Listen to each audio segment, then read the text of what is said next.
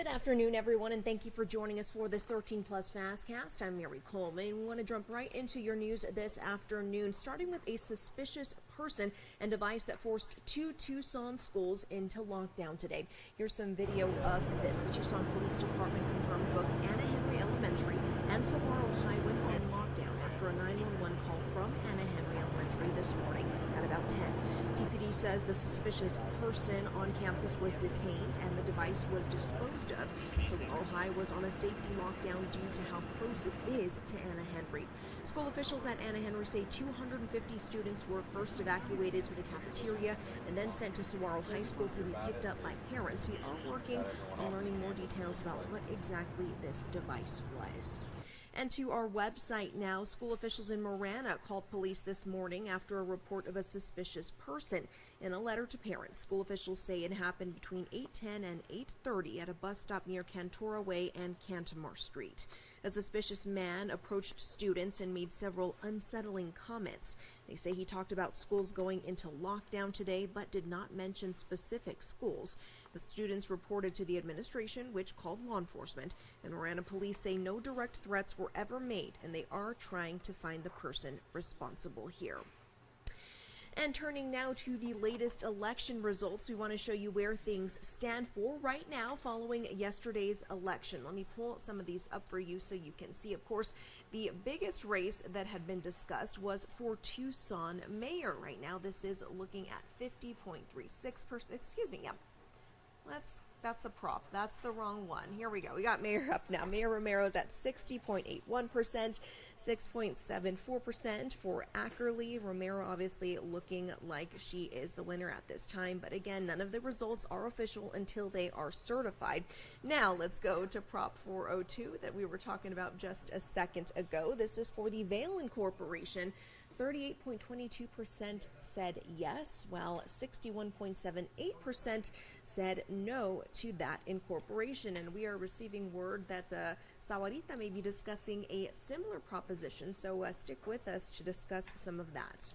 Let's go to Prop 413, another one that lots of people were talking about. This was the pay raise for the mayor and council. 50.36% said yes, and no, 49.64%. So a very, very close one when it comes to Prop 413. Again, none of these are official until they are certified, so be sure to stick with us. You can get all of your election results on our website, KOLD.com. And 5 Republican candidates for president will face off tonight on the debate stage. That's taking place in Miami. Now, foreign policy and the Israel-Hamas war are expected to be hot topics as candidates try to cut into former President Donald Trump's lead in the polls. Trump will not participate in tonight's debate, but is scheduled to hold a rally at a nearby location.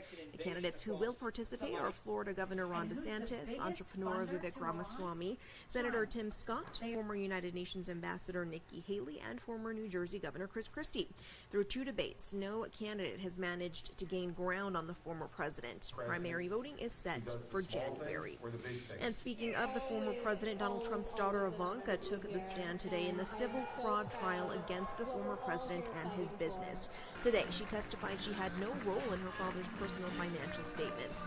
Ivanka is not a defendant in the trial, but Trump is accused of fraudulently changing asset values to help get favorable loans and insurance.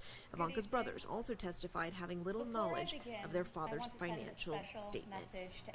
Well, today the FDA approved another drug originally developed to treat diabetes for weight loss. This is called Mounjaro. Doctors have already been prescribing it to help obese patients lose weight. One of the more popular drugs for type 2 diabetes, often described for weight loss, is Ozempic. That is branded as Wegovy when used for that. This was shown to produce stronger results than other approved medicines. The FDA cleared it for people who are obese or overweight people with at least one weight-related health condition. Well, it looks like another major work stoppage has been avoided. The Culinary Union in Las Vegas and Caesars Entertainment appear to have reached a tentative deal.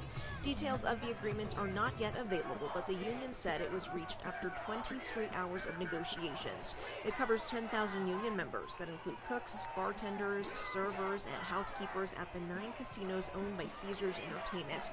The deal still needs to be approved by members.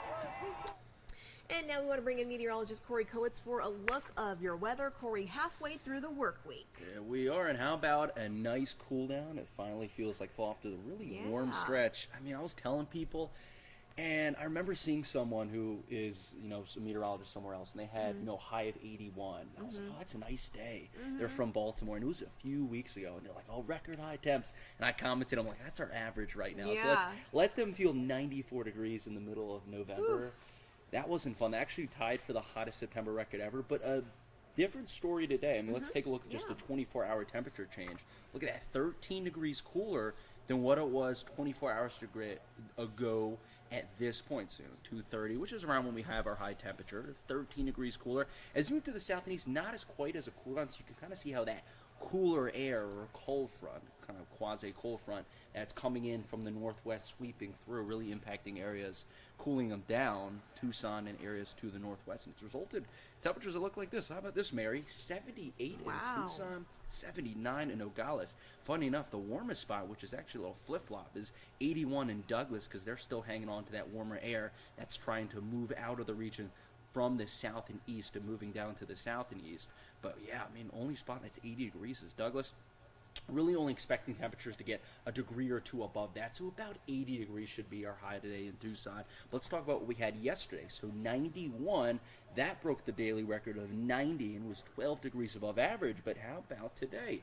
81, a 10-degree cool down, so that is our forecast. So that's not what we have right now. That's where we're initially forecasting. Say 80, 81, that's about what we'll get. So if 81 ends up being the high today, that would be a 10-degree cool down, so going from 12 above to 3 above average, so almost average there. We go a little bit in the future. Hourly forecast will remain at around 80 degrees till about 4 o'clock. Then at around nightfall, it'll be down to the 78 degree, and then by 7 o'clock, say dinner time maybe for many of you, in the low 70s. And then if you're still going to be out and about, maybe doing some activities around 9 o'clock, mid-60s, yeah, you might need a second layer at that time. But let's go back in time a little bit more, right? Sunday, 94. That tied for the hottest November temperature ever and was 14 degrees above average. And then tomorrow, Mary, you thought it was a big cool down tomorrow, predicting 74. Wow. So if we put all that together from Sunday to tomorrow, that would be a 20-degree cool down, going from 14 above to 4 below average. But let's extend it out a little bit more to Friday, and these are the temperatures to end your week. Very pleasant. I mean, I couldn't really ask for any better temperatures than this to end your week. So mid-70s Thursday and Friday for Tucson, high 70s for places like Phoenix, low 70s for places to our south and east like Nogales, Sierra Vista, some places getting into that 60-degree range by Friday like Wilcox, Safford, and Sierra Vista. So yeah, pretty nice temperatures. And yeah, many of us will be below average to end your week. Take a look at all that blue. So a big flip-flop in patterns. We will see those temperatures increase just a bit, but when I say increase, I mean that's just to the low 80s, maybe just at around 80 degrees by Sunday into Monday and Tuesday. So I'd say we're sticking around about fall-like temperatures. I mean, once again, Sunday, Monday, Tuesday, just slightly above average, but nothing too bad temperature-wise. Now let's look to the skies. Let's look at our radar. We zoom out a little bit. You can see a bit into Mexico. You see a bit of cloud cover that's coming through. Let's time that out for you because there's a little something happening. We see that by overnight hours. You're seeing a little bit of showers try to form south of the international border, pushing off to the south and east into Texas and New Mexico. We're going to see that continue to push into by tomorrow afternoon. Sticking around in New Mexico with a little bit of snow in the higher elevations there by later in the night tomorrow, and then Friday in the morning still sticking around. But yeah, you can see, Mary, not quite far west enough to give our neck of the woods any rain. It's closer. There's a chance that maybe areas to our extreme south and east tomorrow into tomorrow night could get a little bit of rain showers, so a place like Douglas, maybe Safford, maybe Portal, which is a town on the border of New Mexico, and maybe could get a drizzle or two, but not looking to be too crazy. So let's look a little bit into the future for a little bit more evidence and maybe some forecasting for maybe some rain in the area. So a lot of times we like to look at dew point. That's moisture in the air, and you can certainly see, yeah, pretty impressive surge of moisture coming through the week and into next week. So that could be a little bit of hint of something. And yeah, it's reflected in a 10% 10% chance of rain. It's funny. I mean, listen, we'll take what we can get, right? We're not getting much rain, but it's something. It's better than zero. I think my math is good enough to say that 10% is a little better than 0% in terms of the odds of getting rain. And that's what we're seeing, maybe 10% in the Tucson area Sunday and Monday, then maybe another resurgence, maybe another system could come through on Wednesday. That's a little bit far in the future, but we're still keeping an eye on that. But overall, here's your 7-day forecast. So a little bit of an increase in temperatures, but still very, very pleasant temperatures. We see that moisture increase, a little bit of cloud cover coming in during the weekend and early next week with a few days with maybe just a chance of some showers and storms, with those lows still sticking pretty cool. So overall, settling into a pretty fall-like pattern with nothing too crazy in terms of temperature swings. Perfect. Looks good to me. Thanks, Corey. Yeah, thank you.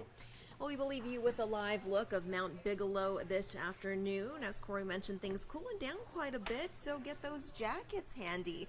We hope you are having a great afternoon and will join us here at 7:30 and on our